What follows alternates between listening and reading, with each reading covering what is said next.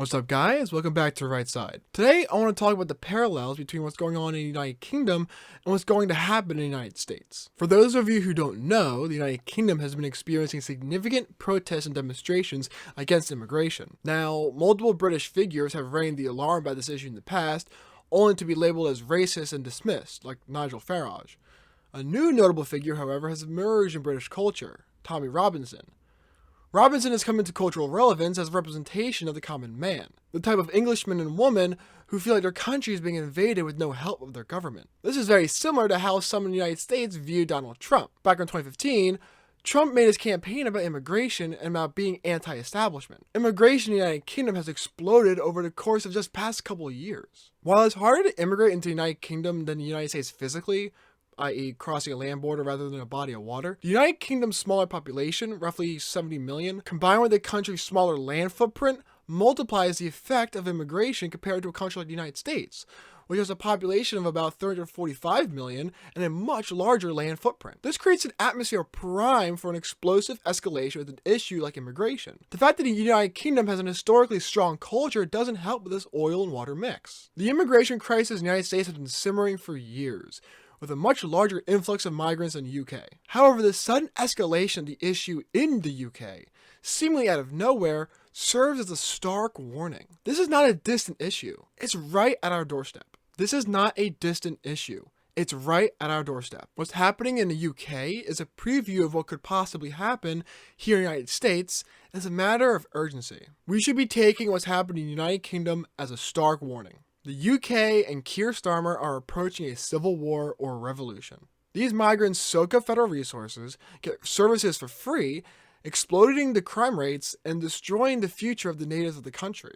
Now, I've already made a video on immigration to make my stance clear, but if you are a first-time viewer, the native population has zero obligation to accept migration against their will. A government's primary duty, if the government is to exist at all, is to protect and act in the interest of the citizens. Values, customs, traditions, and cultures matter. A country is not some place where you can mix and match different cultures and groups of people with countering values. Some cultures and values are oppositional to other cultures and values. This isn't about hating migrants. It's about preserving the native culture and prioritizing the native population over immigrants. What Christopher Hitchens warned us about regarding the opposition to the term Islamophobia, because certain immigrants may have radical religious intentions, is now verbalized as state policy by Keir Starmer and many on the left. They shame the native population for feeling uncomfortable about flooding their country with migrants we don't know much about or neglect looking into at all. Massive influxes of migrants into a country wreak havoc on the economy, with far-reaching effects.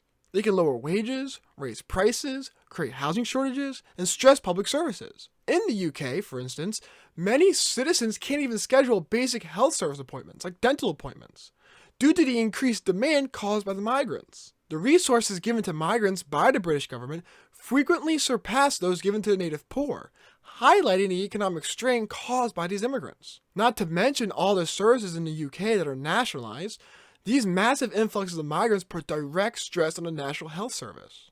Resources are incredibly valuable in a nationalized system like the NHS, since the public is only getting those resources from one source. If there is stress on that one nationalized service, everyone else is forced to suffer. What's happening right now in the United Kingdom is terrifying to me because I know how bad the immigration here in the States is and how long this issue has been brewing. To see the situation in the UK escalate so quickly and so suddenly due to their land and population factors tells me that this same type of unrest is set to unravel here. The UK had everything going for them geographically, outside of the Northern Ireland bordering the Republic of Ireland being an island country. Despite that tremendous advantage, however, the riots in the UK have seemingly exploded like a coiled spring.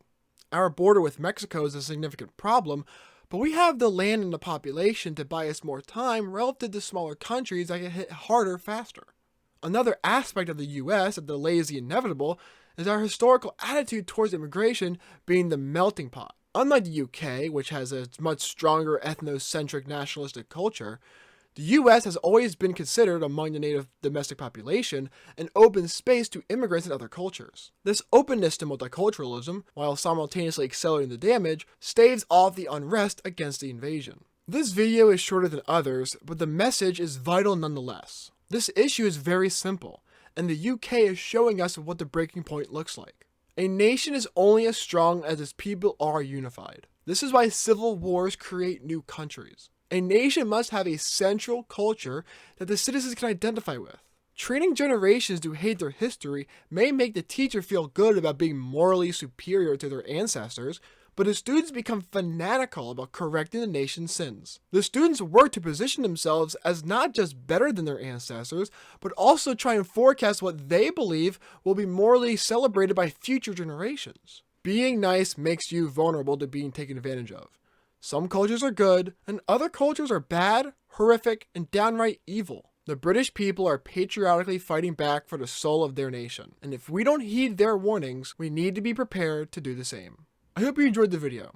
If you did, I'd appreciate it if you could hit a like button. If you'd like to support and help the channel grow, please subscribe and ring the bell to stay updated with all my uploads. Finally, whether you agree or disagree, leave your thoughts in the comment section below. I look forward to engaging with you guys in thoughtful and respectful discussions. With that said, I'll see you guys next video. See ya.